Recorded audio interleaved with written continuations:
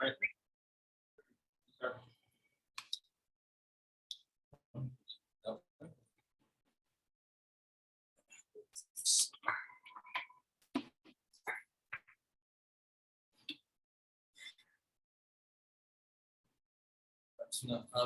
Dude, do you guys want to sit down here?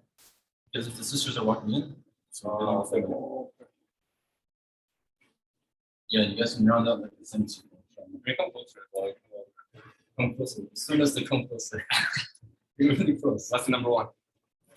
Go closer. You guys can get as close as you want. Close enough for everyone. Not that close. No, we don't need social. It's not social distancing. Not. Right. It's not.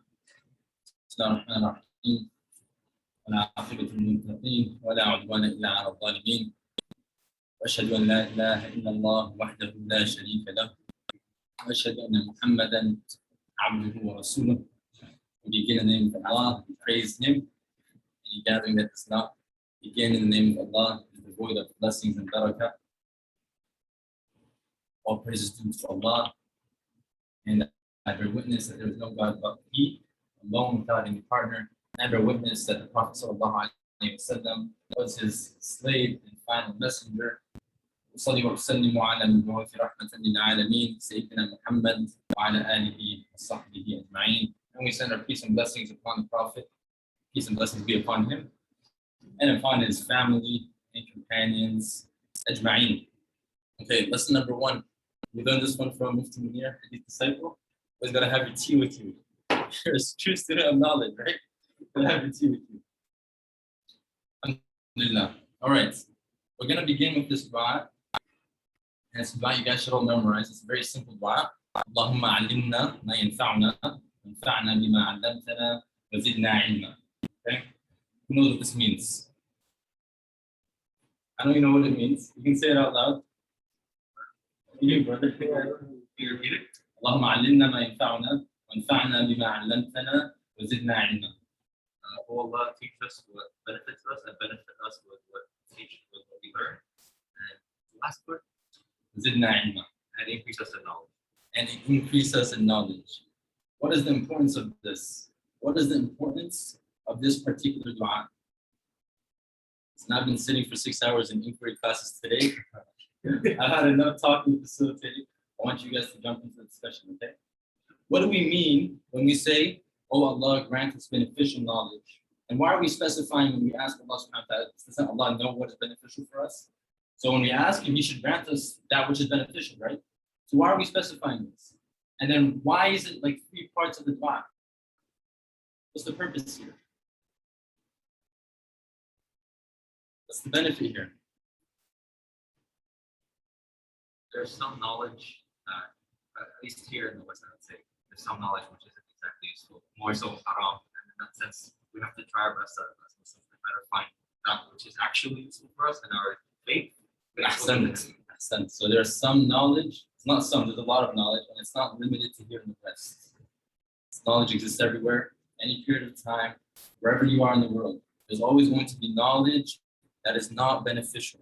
This is why Allah subhanahu wa ta'ala says in the Quran, Ya ayyuhalladhina amanu, la tas'alu an ashya'a in tubda lakum tasu'kum. Oh, you believe, don't ask about things that if they become clear to you, or if they become known to you, they'll harm you.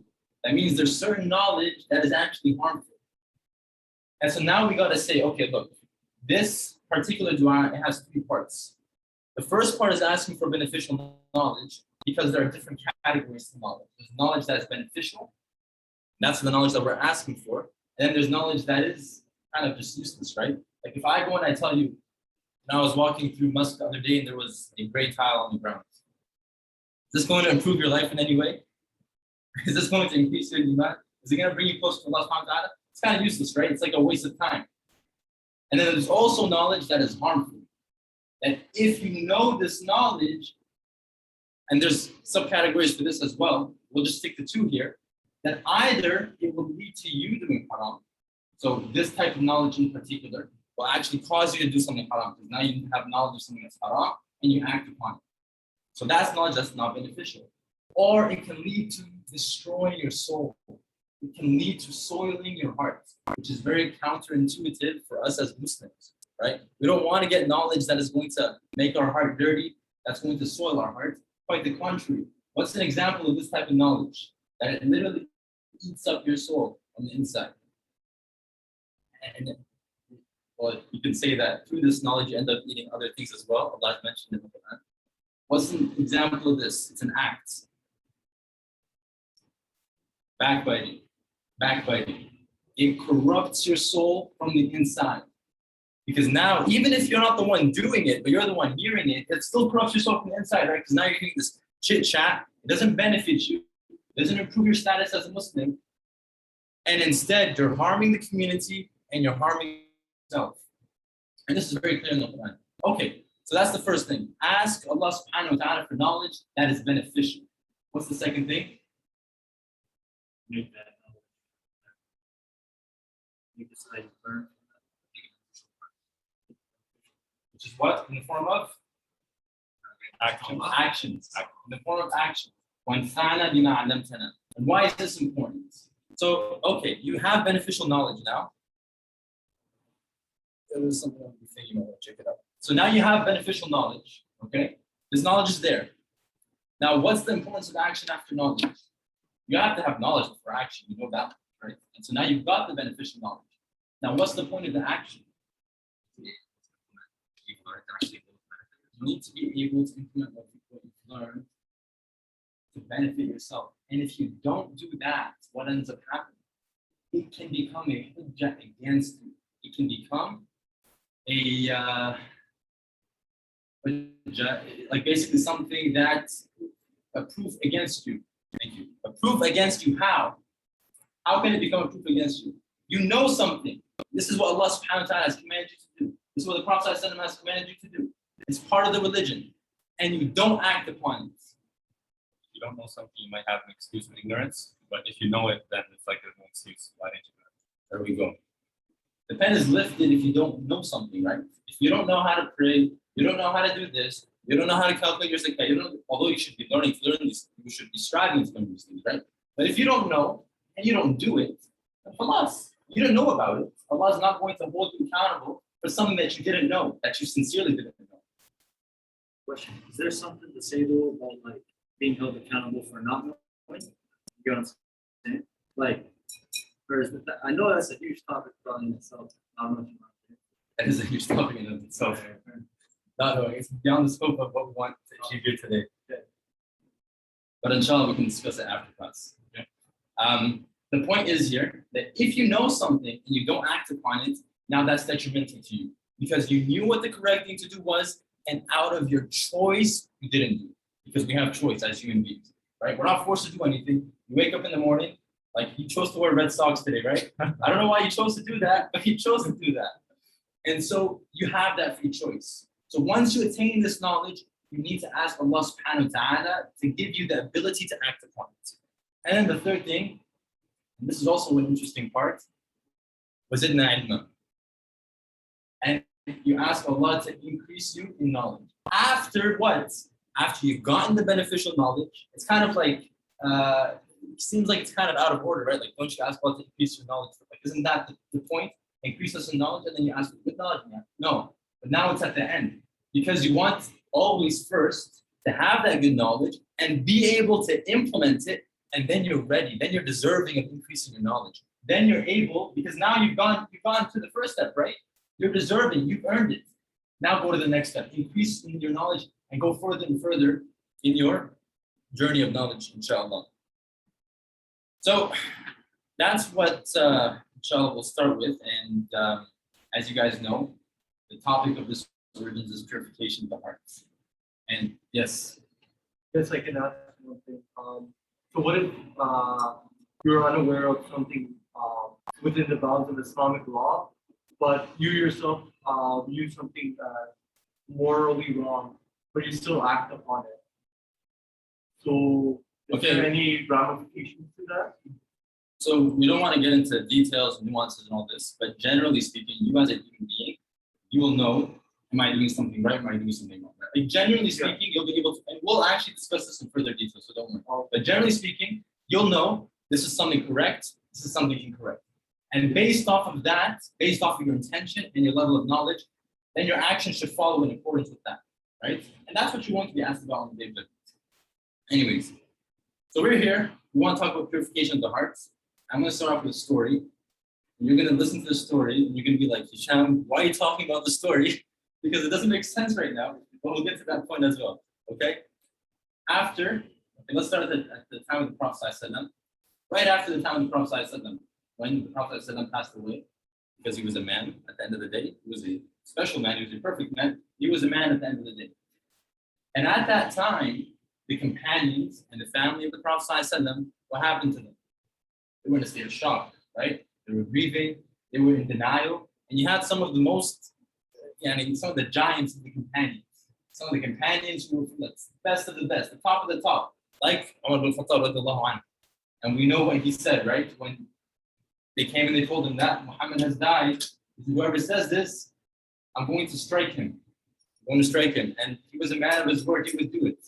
But that just goes to show that even the most level-headed people, when the Prophet ﷺ died, they didn't know how to cope with it. They didn't know what to do. They were devastated. And then Abu Bakr came and he gave his speech that if you were worshiping Muhammad, and he's a man, and he has passed away just like any other man, but if you worship Allah, Allah is your Lord, Allah is everlasting and he never dies. And subhanAllah, you see here sometimes that, sometimes you look at Abu Bakr as being the soft one, right? The one who was more lenient, and Umar as the one who was a little bit more harsh, a little bit more, quick and ready to, take action. But we see here that the status of Abu Bakr, right? How he was the closest person to the Prophet ﷺ, and that in this time of great fitna, he was the one who really rallied the Muslims together and said, guys, we gotta focus here. Okay, so this happened. And the Prophet ﷺ, he had children, right? And what was his youngest daughter's name? Fatima. I don't know why I took that long. We were whispering it. We were afraid of getting Fatima. She was the daughter of the Prophet ﷺ. She died soon after, but after the death of the Prophet ﷺ, and I just want you to just think about the mentality of Muslims and how they were strong people. Fatima was a strong person, and she understood the religion. After the death of the Prophet ﷺ, she went to Abu Bakr, and she said, I demand my inheritance. Just imagine that. The Prophet ﷺ is dead, and everyone's grieving, and she goes and she said, I demand my inheritance now. The Prophet ﷺ died, and he was my father. Therefore, I deserve my inheritance. And it goes to show, you have rights in Islam, and you should always seek to get your rights because this is your haqq. This is what you deserve. This is what Allah subhanahu wa ta'ala has ordained for you. So don't be shy of that. But anyways, Abu Bakr replied to her in a very particular way. Does anyone know what Abu Bakr replied to her? What did he say to her? She came and she asked for her rights, for her inheritance. What did he tell her? He told her the prophets don't have inheritance. The prophets don't leave behind money for their children, for their family. The Prophet ﷺ had wives, he had daughters, sons passed away at an early age, but he had inheritors. But the prophets don't leave behind inheritance in terms of money. So what is the prophet's inheritance? Knowledge. And this is why Ibn Rajab rahimahullah wrote this book, The Heirs of the Prophets, or the Inheritors of the Prophets. Because the prophets, all of the prophets, without exception, what they left behind for people was knowledge. Not just their own family, but all of their followers. And we know that Muhammad sallallahu alayhi wa sallam was sent to all of mankind, without any discrimination, without any exclusion. And he has left behind this knowledge for all of us. And now we get into the hadith of Abu Darda. Abu Darda, rahimahullah, radiallahu anhu, I should say, he was one of the companions of the Prophet sallallahu alayhi wa sallam. And as you guys know, that the Muslims, obviously during the life of the Prophet sallallahu they were able to expand their area, but after the life of the Prophet sallallahu they expanded even further. And they went to, up to Syria and to Egypt and Africa, and they went up to Asia, and they got to Europe as well. So Abu Darda, he's sitting in Syria, he was sitting in Damascus, and he had a man come up to him. And this is called, it's a famous hadith. If you guys want to access it afterwards, you can always let me know. Or you can just Google the hadith of Abu Darda. Okay? So a man came to him while he was in Damascus. And Abu Darda asked him, "What has brought you here, my brother?" He replied, "A hadith which you relate from the Prophet ﷺ." Abu Darda asked him, "Have you come for some worldly need?" The man replied, "No." Abu Darda asked him, "Have you come for business?" The man replied, "No." So Abu Darda said, "You have come only to seek this hadith. That's the sole reason you came. You didn't come for anything else." And the man said, "Yes." So Abu Darda related the hadith. He said, "I heard the Messenger of Allah ﷺ say, whoever travels a path seeking sacred knowledge, Allah will place him on a path leading to paradise. The angels will lower their wings for the student of sacred knowledge, pleased with what he is doing. The creatures of the heavens and earth seek forgiveness for the student of knowledge, even the fish in the water. The superiority of the religious scholar over the devout worshipper is like the superiority of the full moon over the other heavenly bodies. The religious scholars are the heirs of the prophets. The prophets leave behind no money. Rather, they leave behind knowledge. Whoever seizes it has taken a bountiful share." This hadith by itself, you can have a whole series on it. It's a very, very deep hadith. Imagine all of the makhluqat, everything that Allah has created, seeking forgiveness for you because you're going out seeking knowledge. You think you're exempt from needing forgiveness? None of us are, wallahi. None of us are exempt from that. We can use all the help we can get. We can use all the forgiveness that we can get.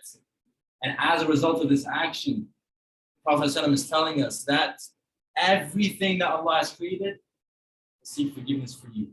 That you will stand out like the moon stands out. Imagine the full moon. Does it compare to the other heavenly bodies, the stars and the other planets? They're insignificant in comparison, right? They don't add up to much in front of the moon. But that's the likeness of the one who seeks knowledge over the one who doesn't seek knowledge.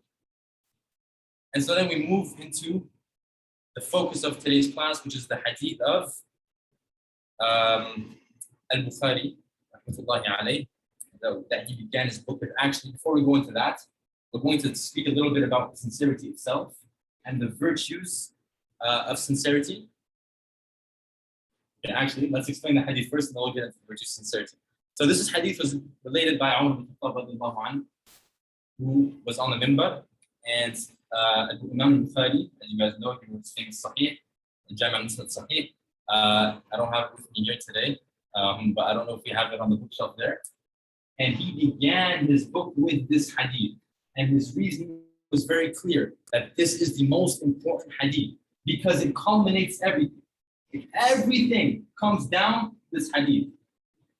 And the hadith is that Umar al-Khattab was on the minbar and he said, إِنَّمَا الْأَعْمَالُ بِالنِّيَّاتِ وَإِنَّمَا لِكُلِّ امْرِئٍ مَا نَوَى فَمَنْ كَانَتْ هِجْرَتُهُ إِلَى اللَّهِ وَرَسُولِهِ فَهِجْرَتُهُ إِلَى اللَّهِ وَرَسُولِهِ وَمَنْ كَانَتْ هِجْرَتُهُ لِدُنْيَا يُصِيبُهَا وَامْرَأَةٍ يَنكِحُهَا فَهِجْرَتُهُ إِلَى مَا هَاجَرَ إِلَيْهِ.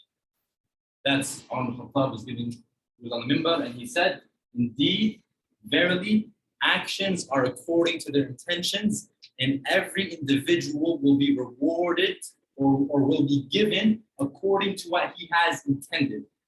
So whoever's hijrah, and we know the word hijrah here was the same word when we speak about the actual hijrah from Mecca to Medina, the actual migration that took place. But it's almost metaphorical here in the sense that, yes, you can physically migrate, but it can also be used for any sort of action that you do. You want from point A to point B, you're completing task A, task B. These are all actions that you do. So whoever's migration or whoever does his actions for the sake of Allah and His Messenger, then he will be rewarded and he will be given that for the sake of Allah and His Messenger. He will receive that.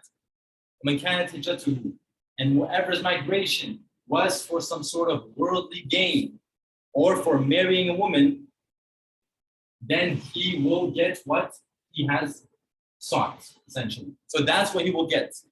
And we'll get a little bit more in detail in a moment as to the significance of this particular hadith. Now, some of the great some of the great scholars of our religion of Islam, they commented on this hadith. Imam al-Shafi'i in particular, he said that this hadith comprises 1/3 of knowledge. And this hadith by itself comprises 1/3 of knowledge. Because if there's no sincerity behind your intention, and particularly can't do an action without an intention, right? Like if you're doing an action, you have to have an intention. No one does things like, oh, I don't know what I'm doing, I'm just doing something. No, you have some sort of intention. You don't always visualize it in your head, perhaps it's subconscious, right? You don't think about it sometimes, but every action starts with an intention. And the importance of intentions in Islam cannot be understated. This is why Imam Shafi'i said it is 1/3 of the religion, 1/3 of knowledge. Imam Ahmad said that this hadith is actually one of 4 hadith that form the fundamentals of faith. What are these hadith? He said that this hadith is one of them. The hadith of Aisha, that whoever innovates in this affair of ours, that is that which is not from it, then it is rejected.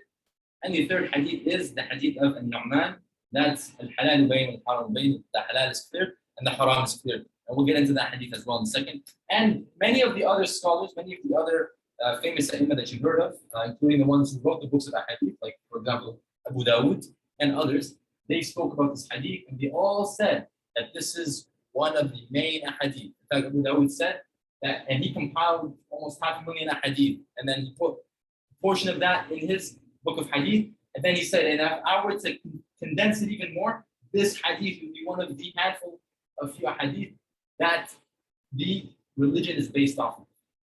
So just to show you the importance of this hadith. Now we need to think about, okay, what is this hadith really telling us? What does this tell us? That if you're going to do something for the sake of Allah, okay, we understand that you get some sort of reward that is with Allah subhanahu wa ta'ala. Right? We can all agree on that, right? Is anyone going to object that here? No, I hope not. Okay, how about then going for the sake of worldly gain? Is it haram to do a business transaction? No, it's not haram. Is it haram to get married? No, it's not haram. Is it haram to want to benefit yourself and, get this item or get that item or make money here? No, it's not. So why then is this hadith phrasing it in a particular way where it's separating the 2 things? Why is that? Why is that the case? Okay, what else? We'll get there. We'll get a little more specific. What else? You can do the same action, but depending on what intention you have, you might get a reward for it or you might not. You do the same exact action. Yeah. But depending on your intention, you either get a reward or you don't get a reward. That is correct. But what else?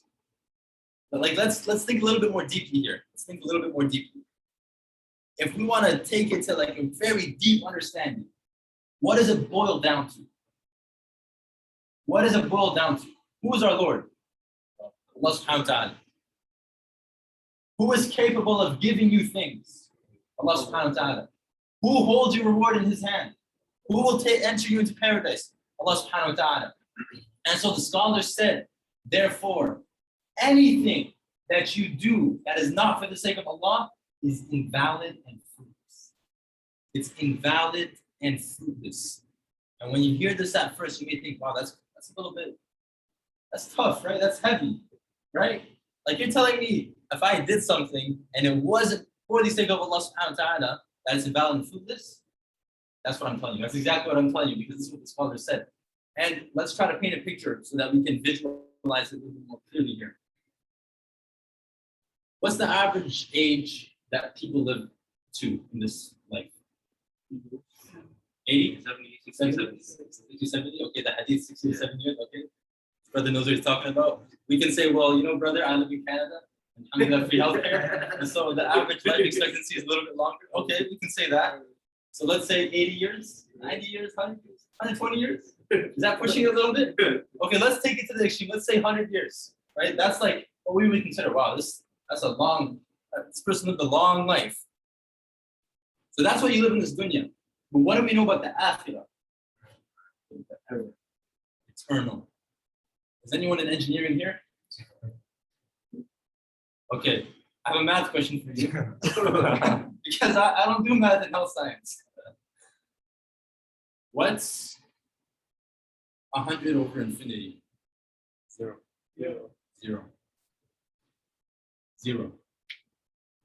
So now do you understand why it's invalid and fruitless? because it amounts to precisely zero. It literally equals nothing. We're not living for this dunya. We're not living to enjoy and fulfill our desires in this life. You can do that according to what Islam has taught you and for the sake of Allah subhanahu wa ta'ala, because ultimately your intention can always be for the sake of Allah and you still get benefits in this dunya. But we're not doing things for the dunya, we're doing it for the akhirah. That's where we want to end up. Isn't that right, Zayn? That's where we want to end up, right? We don't want to end up at McMaster University. This is not our ghaya. We don't want to end up, I'm playing with you. We don't want to end up like our end results. I don't want to just get this degree and become an engineer or become this or become a nurse or become a doctor, whatever the case may be. That's not my end goal. This is a means perhaps for which I can use to achieve my end goal, right? Perhaps this particular career, this particular education, this particular institution that I'm in will benefit me to the point where I can spread goodness, where I can benefit myself, where I can benefit my family, where I can provide for my family, right? Is that not what's at the end of the day, that's what you want to do, right? And as a result of that, you arrive at your end goal. And that end goal is paradise. And so actually, it doesn't just end there. It actually gets a little bit more interesting than that. Okay. So we spoke already about how the asas, which like the base, the origin of the action is the intention, and that there's no action without intention. But take a look at this now. So if your intention is for the sake of Allah subhanahu wa ta'ala, then what has Allah told us? Inna la nudhi'u ajra man ahsana amala. That we will not waste or let the reward go in vain those who do what? Who do good deeds, who do good actions. And the same thing for those who are patient, the sabirin, right? And the same things for those who are the muhsinin, the good people. That Allah is giving you a promise that don't worry, if you do it for His sake, it's with Him. And no one's going to take that from you. No one's going to take that from you because it's with Allah subhanahu wa ta'ala, the Lord of the world. Now, how about if you do it for this dunya?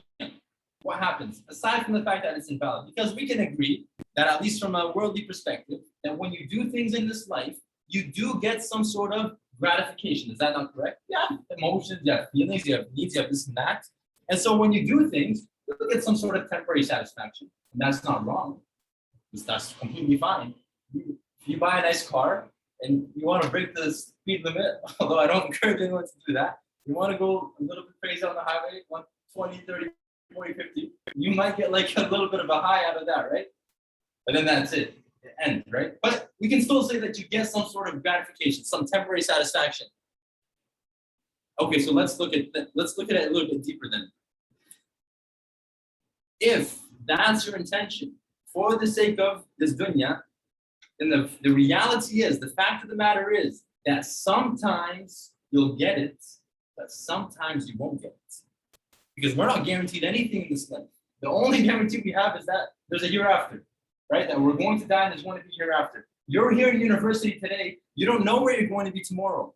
You don't know where your career is going to take you. You don't know where you're going to end up, which land you're going to die in. You don't know any of that.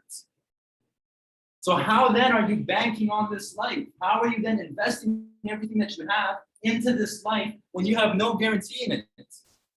And Allah specifies in the Quran, and this is the important part. And I want you guys to really focus on this and think about it. That Allah is saying, whoever wants the ajila, whoever wants desires in this life in general, okay? This life in general, whoever wants it, عَجَّلْنَا لَهُ فِيهَا مَا نَشَاءُ لِمَنْ يُرِيدُ. So there's two contingencies here. And that's very important. That Allah subhanahu wa ta'ala can give it to the person who wants it. So if that's your goal, you want something in this world, He can give it to you. However, it won't be for every single person. It won't be for every single person. Why? Because it's مَا نَشَاءُ لِمَنْ يُرِيدُ. That we'll give from whatever we want to whomever we want. And so then you have three categories. You have some people, يُعْطَى مَا يُرِيدُ مِنَ الدُّنْيَا. That some people will get what they want in this life. That's the first category. And we ask Allah subhanahu wa ta'ala to give us what we want in this dunya. as long as it'll lead us to our greater goal of the akhirah. Ameen. Say Ameen, guys. Ameen. وَمِنْهُمْ مَنْ يُعْطَى شَيْئًا مِنْهُ. And then there are some people who will be given a portion of that. Okay? They won't be given everything they want, but they'll be given a small portion of that. And so perhaps everything that they have invested in their life, although ultimately we know it's still a loss, but perhaps they will receive some of that satisfaction and some of that gratification. And then there's the third category of people who, you guys can probably think and guess who they are. Who are they? Get what they want. Why is everyone whispering, guys? They don't get They don't get anything, right? وَمِنْهُمْ مَنْ لَا يُعْطَى شَيْئًا, right? And there's some people who they don't get anything. And these are the people who have lost everything because they've invested in this life. And I want to buy a house, and I want to buy a car, and I want to get this and get that and get that. And all of a sudden, nothing works out for you. It doesn't work out. That's such is life. Because Allah subhanahu wa ta'ala said that He doesn't give it to everyone. He chooses who He gives it to, and He chooses how much He gives to each person. But on the flip side, on the contrary, that whoever wants the akhirah, that Allah subhanahu wa ta'ala, it's inevitable, it's guaranteed for you that Allah will give it to you, provided that you are sincere in your intention. Okay? And we also know, if you guys look at Surah Al-Talaq, ayah number 23 at the end of ayah 2, what does Allah subhanahu wa ta'ala say? Surah Al-Talaq. We have brothers memorize this, right? Come on, guys. The end of the ayah. Okay. وَمَنْ يَتَّقِ اللَّهَ يَجْعَلْ لَهُ مَخْرَجًا. That's the end of ayah 2, and ayah 3 continues. وَيَرْزُقْهُ مِنْ حَيْثُ لَا يَحْتَسِبُ وَمَنْ يَتَوَكَّلْ عَلَى اللَّهِ فَهُوَ حَسْبُهُ إِنَّ اللَّهَ بَالِغُ أَمْرِهِ. Okay? فَجَعَلَ اللَّهُ مِنْ كُلِّ شَيْءٍ قَدْرًا. That وَمَنْ يَتَقِ اللَّهَ يَجْعَلْ لَهُ مَخْرَجًا. That whoever has tawakkul on Allah, and tawakkul requires what? Sincere belief, right? It requires devotion. You're not going to put your trust in Allah if you're not sincere in your belief. If you're not sincere in your intentions, you'll never be able to put your trust in Allah. But Allah is telling you that once you reach that point and you're able to put your trust in Him, He will provide for you a way out. So you have people saying, I'm in a difficult situation. I'm in some hot water right now. I'm in a little bit of a pickle, right? I haven't heard anyone use that recently. Alhamdulillah. And what happens? It's very simple. You have to tawakkul on Allah subhanahu wa ta'ala, and He will provide for you a way out. And the way out does not necessarily need to be the way out that you had envisioned. It could be a physical way out. But it could be a spiritual way out. It could be a mental way out. Or perhaps you cared about something too much to the point where it harmed you. And Allah frees this hammer. He frees this burden from your mind. You're still in the same situation physically, but now your mind has changed, your priorities have changed, your understanding has changed, and Allah has granted you a way out through that. Or perhaps it's something physical. Perhaps it's a roadblock in your life, in your career. You want to buy something, you're unable to buy it. Your rizq is constricted a little bit at some particular time. Don't worry. Allah subhanahu wa ta'ala will provide for you a way out. And He will grant you from places that you had not envisioned, that you had not imagined. That job opportunity that you got, this acceptance that you got, this person that you met, etc., etc., you would not have imagined where it would have come from for you. SubhanAllah, you wake up one day, oh my God, it's there. Or perhaps you put in some work and effort, which everyone should put in work and effort, but ultimately, Allah subhanahu wa ta'ala provides it for you. Whoever puts their trust in Allah, then Allah is sufficient for them. That the true reliance on Allah, you will have no humum, you will have no worries. Because Allah suffices you. You just turn to Allah subhanahu wa ta'ala, and everything that you're searching for, it lies there. You don't need to look any further than that. It's with Allah subhanahu wa ta'ala. And surely Allah's decree will come to will be actualized. Okay? What's an example of this? Allah subhanahu wa ta'ala gave us an example in the Quran of a particular situation, of a particular person who it seemed like everything was against him. And within the matter of one day, within a very short period of time, his life flipped around. Just to really give us an example of what this means because it's tough sometimes to conceptualize, and that's fine, right? Sometimes because we're living in a materialistic world and we like to be super practical and this and that. And unfortunately, this leads to us losing some of our trust and losing some of our belief and, kind of questioning us, why did this happen? If only I did this, if only I did that. No, like, this is not our mentality. This is not the mentality of the believer. So what's an example in the Quran? Yusuf alayhi salam. Isa alayhi salam, that's correct. I was looking for a different example. Musa. Musa, what happened to Musa? What happened to Musa alayhi salam? Yes. Let's backtrack a little bit. He killed the man. You killed a man. Yeah. Okay, what happened next? What happens when you kill a man? You run away, right? You killed a man, you ran away. And then what happened? He found himself in the middle of nowhere. And there was a well. And there was a bunch of shepherds. There were trees too. We'll get to that part in a second. Alhamdulillah. And there were the two women, and they had their sheep, and they were kind of sitting away from where all the men were, watering their sheep. And so Musa went to them, and he said, "What's going on with you guys?" And they said, "Well, our father's an old man, and he's not able to come, and we have these sheep, and the men are kind of being pushy, and they're kind of all over the place, and we didn't want to get touchy. So we decided we'll just wait at the back, and then once the men are gone, we'll go water our sheep." And that's tough to do, right? Imagine like flocks of sheep, and you want to water them, and now you have to wait in the desert for a long period of time to eventually water your sheep. Just imagine that. So what did Musa do?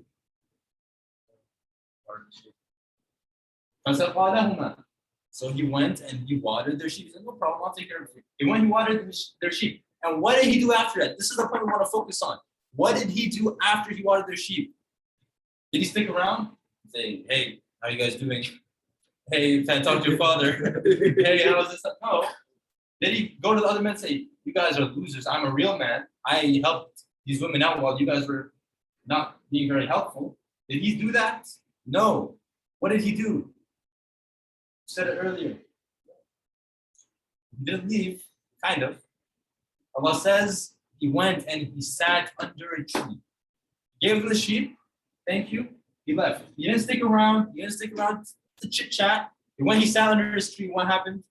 He raised his hands in dua. He said, "Oh Allah, I am in dire need. I'm in desperate need for whatever you can give me. Whatever you can give me, Ya Allah, I'm in desperate need of that." But what happened to him? What happened? The father offered him the daughter. Yes, the daughters went back and said, "Listen, there's this sincere man, this trustworthy man, this honest man." And so his life flipped, literally. All of a sudden, what did he have? He had a wife, he had a family, he had a father. His father-in-law was a prophet, by the way. And not just any father-in-law, the best of father-in-laws. He had a house, he had a job, he had an income. Like literally his life flipped over just like that. Why? Because his intention was pure. He was sincere in his action. He was not doing his actions for anyone or anything other than for Allah subhanahu wa ta'ala. And this is the result of sincerity in your actions. And so now we want to talk about another hadith, which is, we mentioned it a little bit earlier, and it relates to this, and it also has a huge impact on our sincerity and on our intentions. And it is the hadith al-Nu'man. The hadith goes, al-halal bayin wal-haram bayin. Okay, the halal is clear, and the haram is clear. And what is between them? Gray area, right? Between them is ambiguous matters, shady stuff. As we might say, some shady stuff between the halal and the haram, in which many people do not know. Okay, and we'll actually explain this point before we go on to the rest of the hadith, because this is an important point. What does it mean now? Like when we think about it, because we want to understand what we're talking about, right? When we say that, okay, halal bayin and haram bayin, that's clear, right? The halal is clear. The scholars commented on this, that the halal is crystal clear and the haram is crystal clear. Like what's halal is clear, and what's haram is clear. Like you're not going to be eating pork, you're not going to be drinking wine, right? Like that stuff is very clear. And between them, there are matters that are shady, that are gray, that are ambiguous, ambivalent matters, And these matters come about due to perhaps differences of interpreting text or this or that, whatever the case may be. That's not important for our purposes here. But what is important is the Prophet ﷺ followed that up by saying what? That these umur that are mutashabihat, لا يعلمهن كثير من الناس, that a large portion of people, a large amount of people, كثير من الناس, a great amount of people don't know what these matters are. Okay, well, how does this make sense now? Now, we're the ummah of the Prophet ﷺ, and a great deal of people don't know what these mutashabihat are. How do we understand that? Isn't that kind of unfair? Like, how, like, mutashabihat, if it's unclear, then a lot of people are going to be falling into it. How is that fair? Think about it. You guys don't like to think. How is that fair?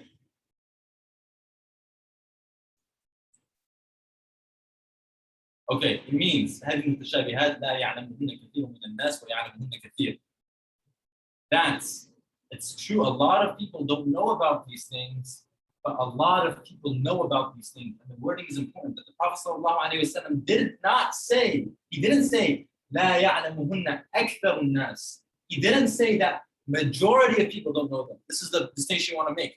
He said a lot of people don't know them. If the Prophet said أكثر الناس, that the majority of people don't know these things, then all of a sudden the people that know them become the minority, right? That's just the logical conclusion that we come to. But when he says a great deal of people don't know them, then there's still a great chance that there is a great deal of people that do know them. Okay, so fine. So great people don't know them, but a great people do know them. But well, you still have a great deal of people who don't know them. So what are we going to do with this? What are we going to do with this? That's not very much so, like, we want to talk about equality, right? That's not really equal, is it not? What are we going to do with this? Sorry? Teach them the way. Teach them the way, yes, of course. But particularly in this hadith. Okay, so the first part is that there are a great deal of people who don't know, but there are great people who do know. So the people that do know, they will teach the people that don't know, right? And that's just the logical process to that. But option B is what? That the Prophet ﷺ directly told you how to deal with them. Like the Prophet ﷺ told you in the hadith, he said a lot of people don't know it, but he's telling you, if you don't know, this is how you deal with it. And how do you deal with it?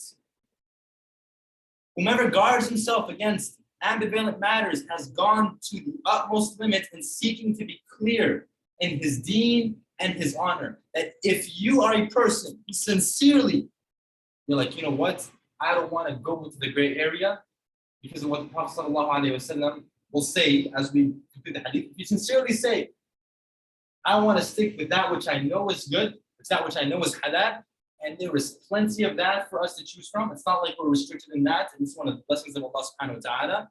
The halal is very vast. It's not hard to do. It's accessible to us. It may seem like, well, it's more difficult than some of the other things that may look more desirable, but ultimately the halal is there and it's clear and you're able to follow that. And so whoever stays away from these mutashabihat, from these ambiguous matters, what has he done? He has guarded himself and he has protected himself and his deen and his honor.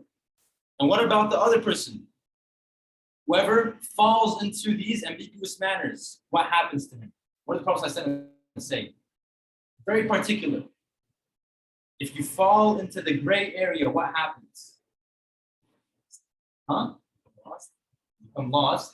I'm looking, yeah, you're right, you do become lost. But what happens? You fall into the haram.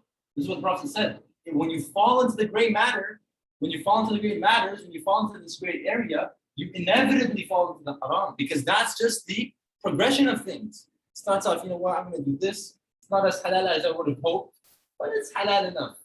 And then it goes to, it's getting a little shady now. But you know what, fine, differences of this and that. You know, but really you're just kind of making excuses for yourself. You know yourself, you know what you're doing. And then it gets to, I don't really know if this is even halal anymore, but it's like, what? I'll just do it. And then it gets, okay, now you've put it in sin. Right now you've gone to something that is actually sinful. And the Prophet ﷺ clarified it then. And he gave us the example of like the shepherd who has his flock, and perhaps that there is some sort of forbidden land, like some off limits, very luscious, green pasture. And the sheep would love to eat from that. Believe me, they would love to eat from that pasture. But if you as the shepherd, you have control over your sheep.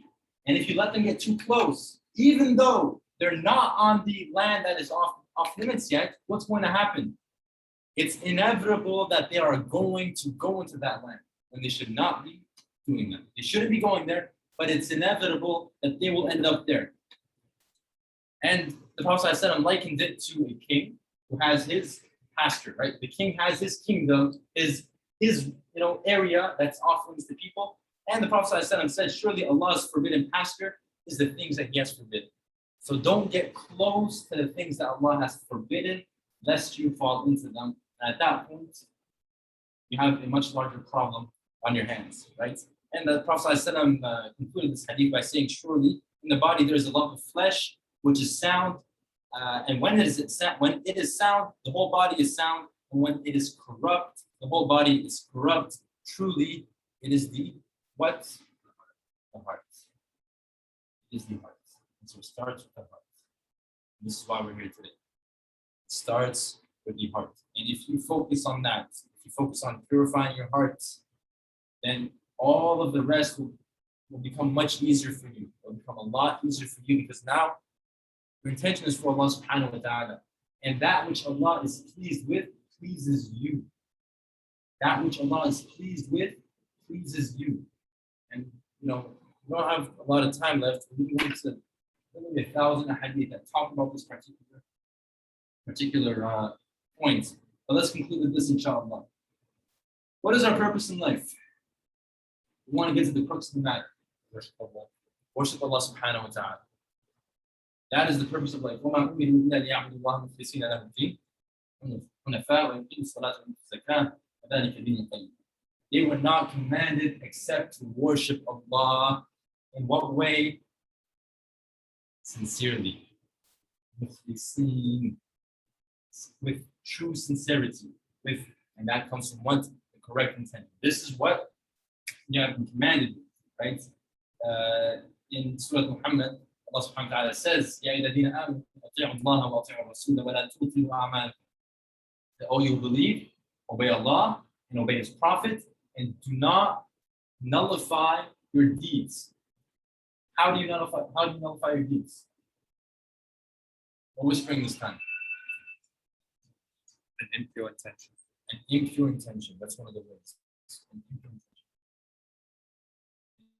impure intention. Allah subhanahu wa ta'ala says, قُلْ هَلْ نُنَبِّئُكُمْ بِالْأَخْسَرِينَ أَعْمَالًا الَّذِينَ ضَلَّ سَعْيُهُمْ فِي الْحَيَاةِ الدُّنْيَا وَهُمْ يَحْسَبُونَ أَنَّهُمْ يُحْسِنُونَ صُنْعًا.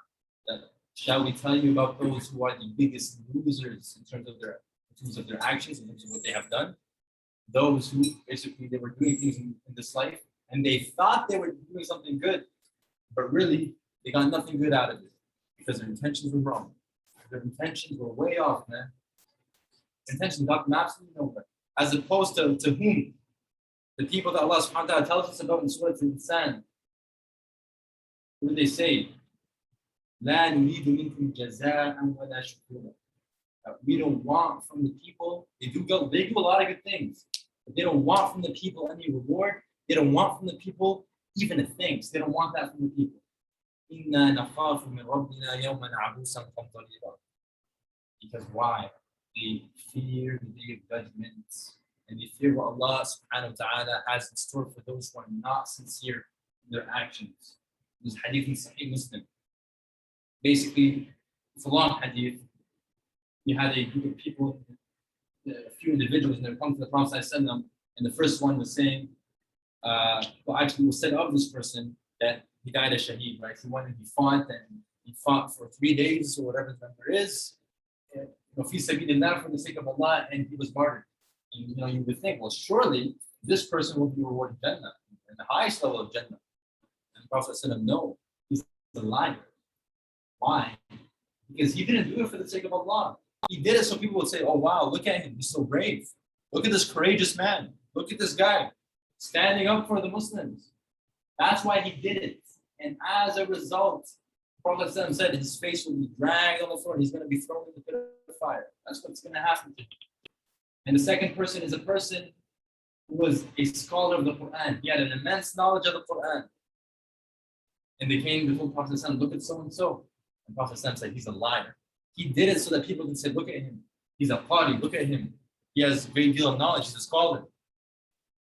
His face will be dragged and he's going to be thrown in the pit of fire. And the third person, look at him. He was donating a lot. He was a wealthy man. And he was giving in charity. He was building wells and doing this and doing that. And charity organizations, ila akhirihi. And what will be said of this man? Liar. You did it so people could say, look at this generous man. Look at this good guy. That's why you did it. Your intentions were way off. You lost the plot, bro. You lost the plot entirely. Throw them in the pit of fire as well. That's what's going to happen to these people. And the funny thing is, this is not really funny actually. I shouldn't have. Shaitan knows this of human beings. How do we know that? Shaitan knows who he will be able to sway and who he won't be able to sway. And who is the person that Shaitan will not be able to sway?